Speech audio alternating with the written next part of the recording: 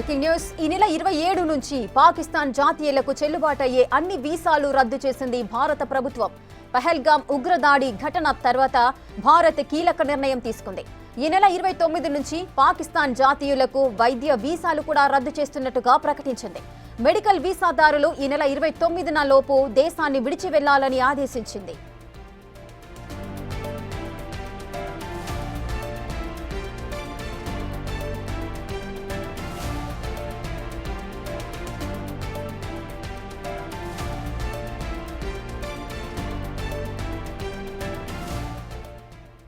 ఈ నెల 27 నుంచి పాకిస్తాన్ జాతీయులకు చెల్లుబాటయ్యే అన్ని వీసాలు రద్దు చేసింది భారత ప్రభుత్వం. దీనికి సంబంధించిన పూర్తి డీటెయిల్స్ మా ఢిల్లీ ప్రతినిధి శివ లైవ్ లో అందిస్తారు. శివ, పెహల్గామ్ ఉగ్ర దాడి తర్వాత భారత్ కీలకమైన నిర్ణయం తీసుకుంది. పాకిస్తాన్ జాతీయులకు చెల్లుబాటయ్యే అన్ని వీసాలు రద్దు చేస్తున్నట్టుగా ప్రకటించింది. దీనికి సంబంధించిన పూర్తి వివరాలేంటి? రైట్ రేఖ, పెహల్గామ్లో దాడి నేపథ్యంలో పాకిస్తాన్కి సంబంధించి భారత ప్రభుత్వం కీలక నిర్ణయాలు తీసుకుంటుంది. దానిలో భాగంగానే పాకిస్తాన్ ప్రజలకు జారీ చేసిన వీసాలు ఏవైతే ఉన్నాయో అది 27వ తేదీ ఏప్రిల్ 27వ తేదీతో ముగియబోతున్నాయి. అంటే మరో 3 రోజుల్లోనే ముగియబోతున్నాయి.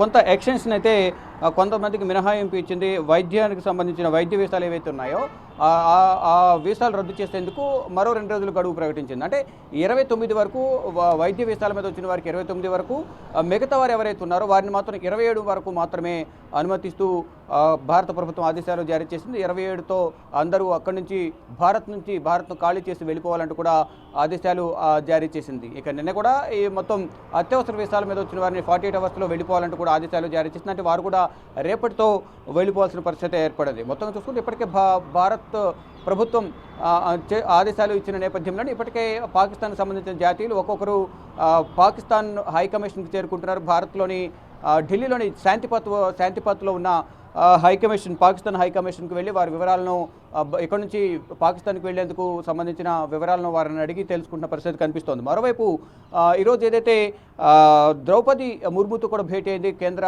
హోంశాఖ మంత్రి అమిత్ షా, అలాగే విదేశాంగ శాఖ మంత్రి జయశంకర్, వివిధ అధికారులందరూ కూడా ద్రౌపది ముర్ముతో సమావేశమయ్యారు. అంటే నిన్న ఈరోజు జరిగిన సమావేశ వివరాలను భారత ప్రభుత్వం తీసుకుంటున్న చర్యలకు సంబంధించి, ఏదైతే పెహల్గామ్ ఉగ్రదాడికి సంబంధించి భారత ప్రభుత్వం ఎటువంటి నిర్ణయాలు తీసుకుంటుంది, నిన్న సమావేశంలో ఎటువంటి నిర్ణయాలు తీసుకున్నాం, ఈరోజు కూడా కొంత సమావేశం జరిగిన నేపథ్యంలో కేంద్ర హోంశాఖ ఆధ్వర్యంలో దానికి సంబంధించి ఎటువంటి నిర్ణయాలు తీసుకున్నారనే అంశంపై ప్రధానంగా ద్రౌపది ముర్ముతో కలిసి కేంద్ర హోంమంత్రి అమిత్ షా, అలాగే విదేశాంగ శాఖ మంత్రి ఎస్ జయశంకర్, విదేశీ వ్యవహారాలకు సంబంధించిన అధికారులు కూడా ఈ సమావేశంలో పాల్గొన్నారు. మరోవైపు కేంద్ర ప్రభుత్వం అంటే కేంద్ర విదేశాంగ శాఖ ఇటు భారతదేశంలోని వివిధ విదేశాలకు సంబంధించిన రాయబార కార్యాలయాలు ఢిల్లీలో ఉన్నాయి కాబట్టి ఆ రాయబార కార్యాలయాలకు సంబంధించి కొంతమంది సెలెక్టెడ్ కార్యాలయాలకు సంబంధించిన అధికారులతో విదేశాంగ శాఖ సమావేశం నిర్వహించింది. వారికి ఇప్పుడు ప్రజెంట్ భారత ప్రభుత్వం తీసుకున్న అంతర్గత వివరాలు కానీ పాకిస్తాన్పై చేపడుతున్న చర్యలకు సంబంధించి కానీ వారికి తెలియజేసినట్టు కూడా తెలుస్తుంది. దానిలో భాగంగానే ఈరోజు ఈ సమావేశానికి సంబంధించి ఏదైతే కేంద్ర హోంశాఖ తీసుకున్న నిర్ణయాలు కానీ, ఇటు రక్షణ శాఖ, మరోవైపు నిన్న జరిగిన సమావేశంలో తీసుకున్న నిర్ణయాలు, వీటన్నిటిపై కూడా భారత రాష్ట్రపతి ద్రౌపది ముర్ముకు వివరించినట్టుగా కూడా తెలుస్తుంది. మరోవైపు రేపు ఏదైతే పెహల్గామ్లో ఉగ్రవాద దాడి జరిగిందో ఆ ప్రాంతాన్ని పరిశీలించేందుకు కూడా భారత ఆర్మీ చీఫ్ ఉపేంద్ర ద్వివేది కూడా రేపు వెళ్ళబోతున్నారు. ఆ ప్రాంతానికి పరిశీలించి అక్కడ ఘటన ఏ విధంగా జరిగిందనే అంశాలపై కూడా అక్కడున్న భద్రతా అధికారులు కానీ అక్కడ సైనిక సిబ్బంది నుంచి కూడా కొంత వివరాలు సేకరించే అవకాశం అయితే కనిపిస్తుంది. చాలా వేగంగానే భారత ప్రభుత్వం అడుగులు వేస్తుంది. దానికి సంబంధించి ఈరోజు ఏదైతే ప్రధాని నరేంద్ర మోడీ కొన్ని ఘాటు వ్యాఖ్యలు చేశారు పాకిస్తాన్ ఉద్దేశించి, ఎవరిని ఉపేక్షించేది లేదు, ఎవరు ఎక్కడ దాక్కున్నా సరే, ఏ కన్నంలో దాక్కున్నా వారిని తీసుకొచ్చి కఠినంగా శిక్షిస్తామంటూ కూడా ప్రధాని నరేంద్ర మోడీ ఘాటు వ్యాఖ్యలు చేశారు.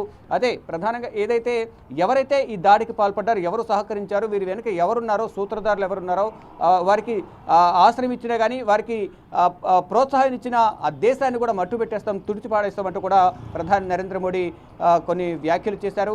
అంటే ఇది కేవలం పర్యాటక రంగంపై కానీ పర్యాటకులపై కానీ జరిగిన దాడి కాదు, ఇది భారతదేశం పైన జరిగిన దాడి.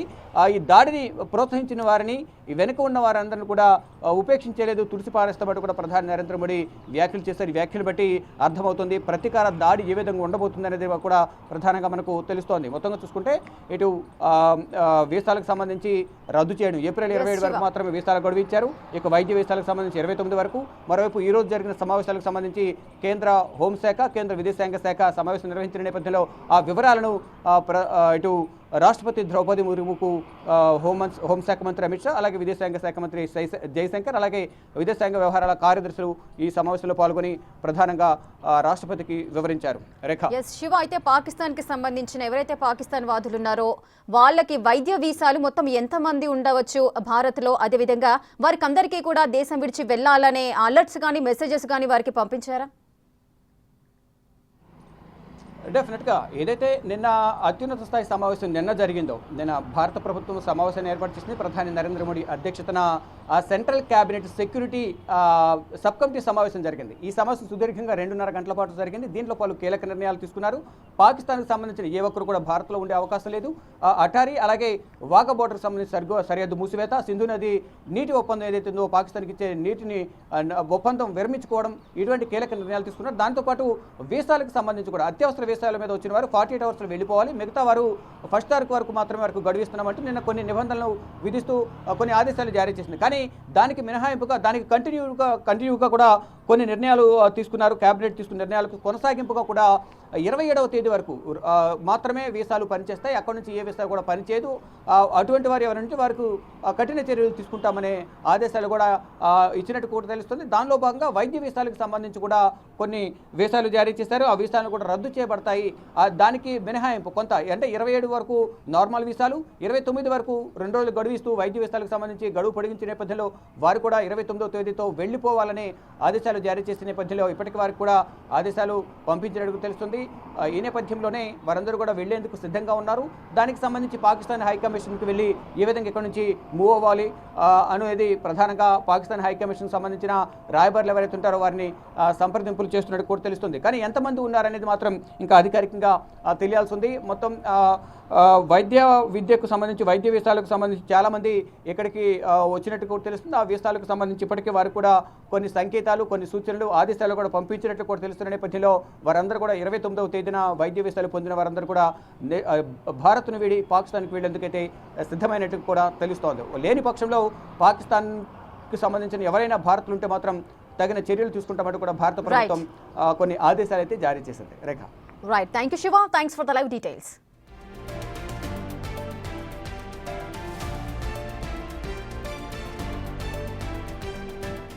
రైట్, ఈ నెల 27 నుంచి పాకిస్తాన్ జాతీయులకు చెల్లుబాటు అయ్యే అన్ని వీసాలు కూడా రద్దు చేసింది భారత ప్రభుత్వం. పహల్గామ్ ఉగ్ర దాడి తర్వాత ఈ ఘటనపై భారత్ అయితే కీలక నిర్ణయం తీసుకుంది. వైద్య వీసాలకు మాత్రం 29 నుంచి కూడా పాకిస్తాన్ జాతీయులకు కూడా వైద్య వీసాలు కూడా రద్దు చేస్తున్నట్టుగా ప్రకటించింది.